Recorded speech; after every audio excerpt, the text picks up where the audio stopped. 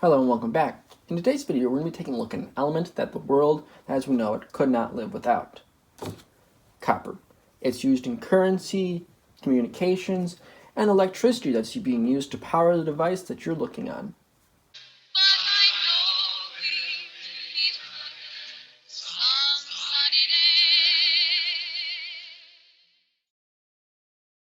Copper is a quite common element. It can be found in its natural form all throughout the planet. Now this is produced by a geological process that we'll be doing similar today. Now this copper was produced from the ore, but in a geological process where it was heated and melted and removed the oxide into what it was made now. Common ores are sulfides and carbonates of copper. This is a copper carbonate known as malachite.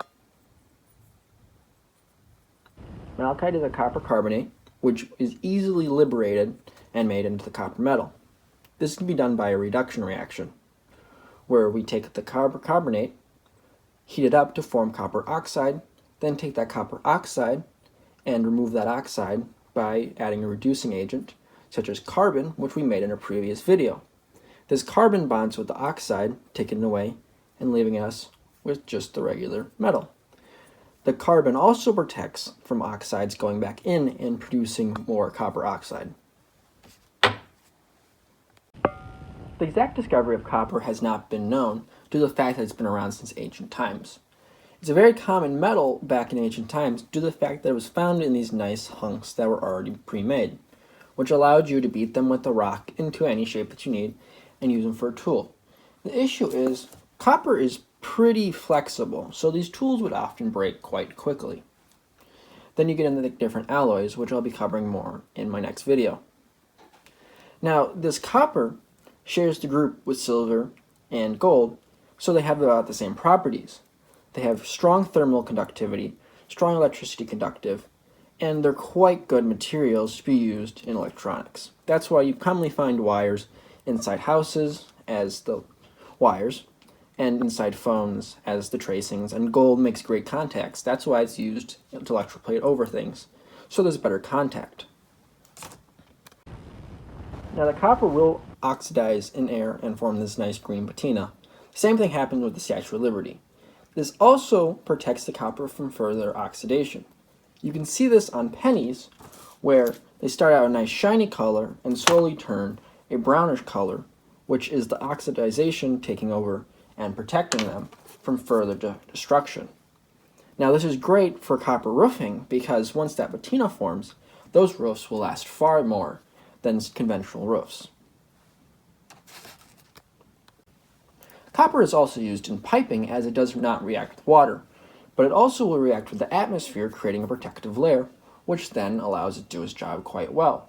It's also used in plumbing because it's quite easily put together and soldered, making it perfect for the application. Let's first start with our reducing agent. We'll be using carbon for this. This is just regular old charcoal, which was partially burned in the fire. This will be used to reduce when the copper carbonate turns into copper oxide. It'll take that oxide away, making us pure metal. All we need to do is break it up, and then we'll transfer it over to here when we're done.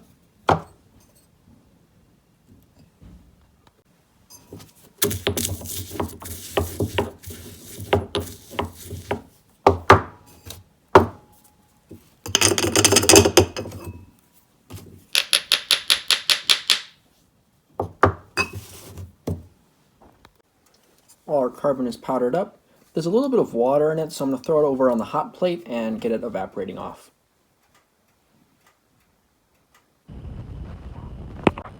Now it's time to break up a piece of malachite. Now I would feel bad about breaking this as it's a nice shiny piece, but there's this missing part right here which I could get a better piece if I wanted a collection of it. But I do want to keep a piece of this just so I can have it next to the copper that I made. So we'll begin by putting it in the bag so we don't throw copper pieces absolutely everywhere. And I'll hit it with a chisel a couple times and break off my piece.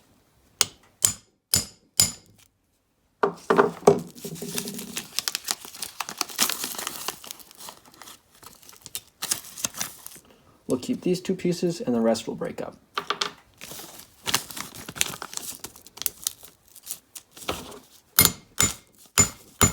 Here we have our ore all nicely broken up. It doesn't have to be too powdery because when the carbonate is breaking down into the oxide, it'll break it apart even more. Let's get away on this before we smelt it down. Here I have a scale. I already zeroed the dish.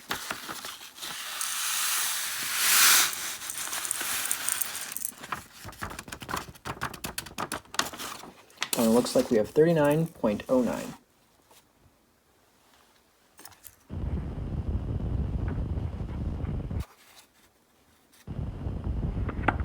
Add the malachite to it.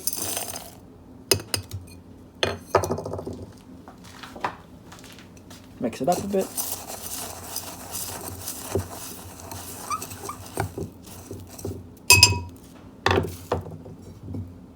And transfer it over to the crucible.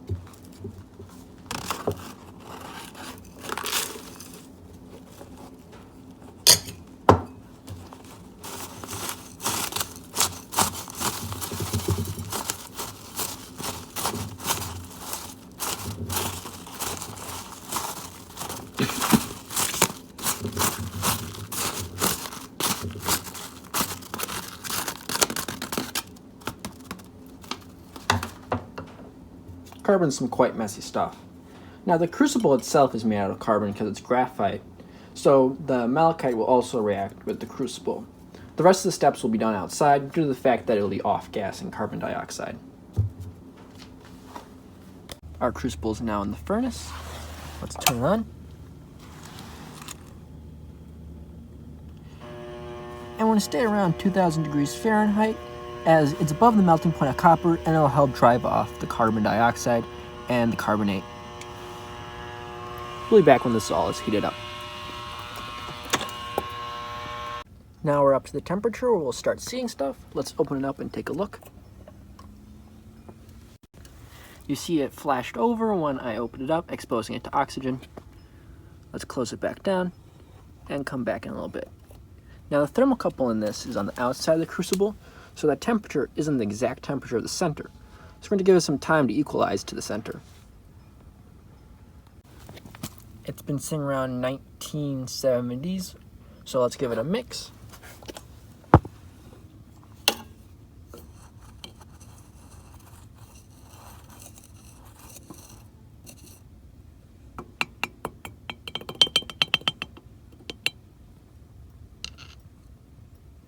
Nice and hot in there. Let's close it back up and come back in a little bit. We've been up to temperature for about 30 minutes now, and I stirred it a few times off camera. I don't feel any lumps, so let's pour it out and see if we got any copper.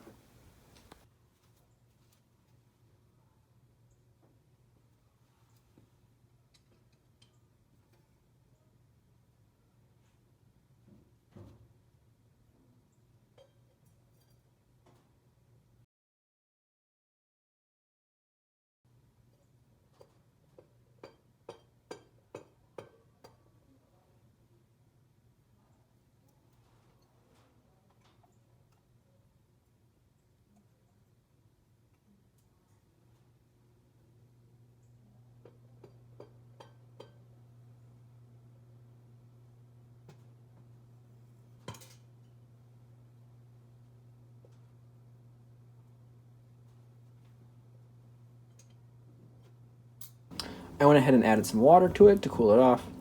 Now the issue is right now we have the carbon mixed with the copper, so we're going to need to get rid of the carbon somehow. We'll do this by taking the container, dumping it into a pan, and filling with water so that the carbon floats to the top and the copper sinks to the bottom.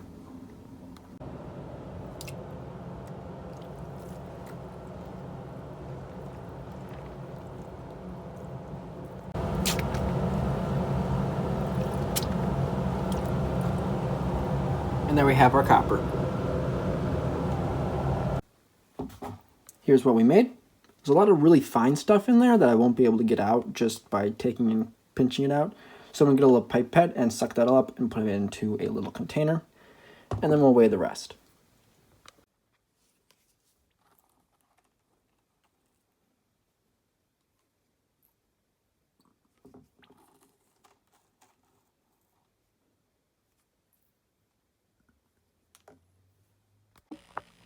Okay, I have all the big pieces separated from the small pieces.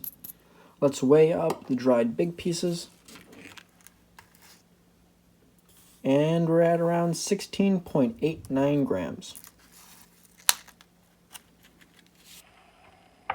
Excluding the little bits because I don't feel like drying those and dealing with them.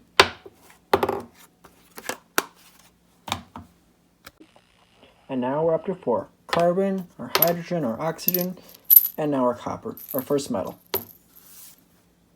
Stay tuned for the next episode where I make the companion to copper and we can make some alloys.